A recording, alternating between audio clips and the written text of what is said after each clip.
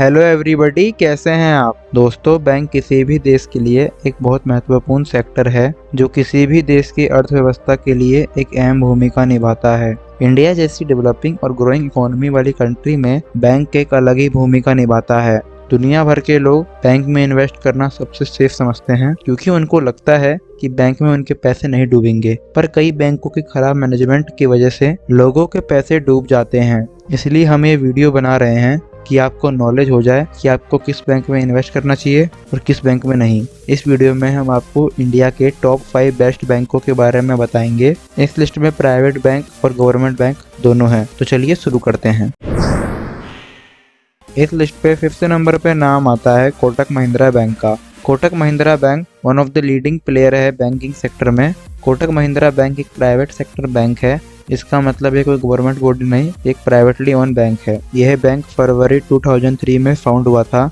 इसके चेयरमैन प्रकाश अप्ते हैं। कोटक महिंद्रा बैंक का हेडक्वार्टर मुंबई में स्थित है। अगर हम बात करें इस बैंक की ब्रांचेस की, तो इस बैंक के पास 1700 ब्रांचेस हैं। इस बैंक में लगभग 71,000 या उससे ज़्यादा एम्प्लॉय काम करते हैं। इस बैंक के पास 27,000 ATMs हैं। जो सबसे जरूरी बात है, इस बैंक का मैनेजमेंट अच्छा है। सो अब चलते हैं अपने नेक्स्ट बैंक की तरफ। सो इस लिस्ट पे 4th नंबर पे नाम आता है एक्सिस नेशनल बैंक का।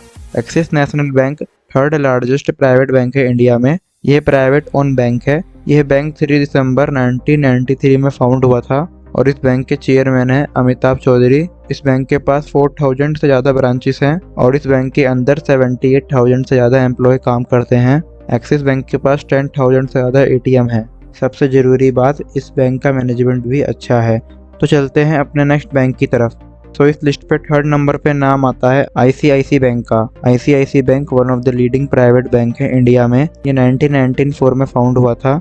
इसके चेयरपर्सन है गिरीश चंद्र चतुर्वेदी। इस बैंक का हेडक्वार्टर मुंबई में है। इस बैंक के पास 5,725 ब्रांचेस हैं और इस बैंक में लगभग 1,30,170 एम्प्लॉय काम करते हैं। इस बैंक के पास 13,000 से ज़्यादा ATM है और सबसे ज़रूरी बात, इस बैंक का मैनेजमेंट भी अच्छा है। सो अब चलते हैं अपने नेक्स्ट बैंक की तरफ। सो इस लिस्ट पे 2nd नंबर पे नाम आता है स्टेट बैंक ऑफ इंडिया यानी SBI का।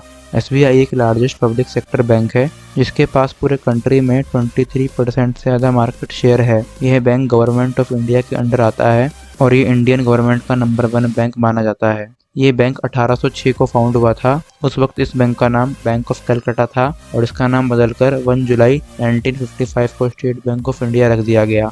इस बैंक के चेयरपर्सन है दिनेश कुमार खारा। इस बैंक का हेडक्वार्टर भी मुंबई में है और इस बैंक के पास 24,000 से ज़्यादा ब्रांचेस और 191 ऑफिस 36 कंट्री में है। इस बैंक के अंदर 2,45,642 एम्प्लॉय काम करते हैं। सो अब चलते हैं अपने नेक्स्ट बैंक की तरफ। सो इस लिस्ट पे 1st नंबर पे नाम आता है HDFC बैंक का। HDFC बैंक लार्जेस्ट बैंक है इंडिया में।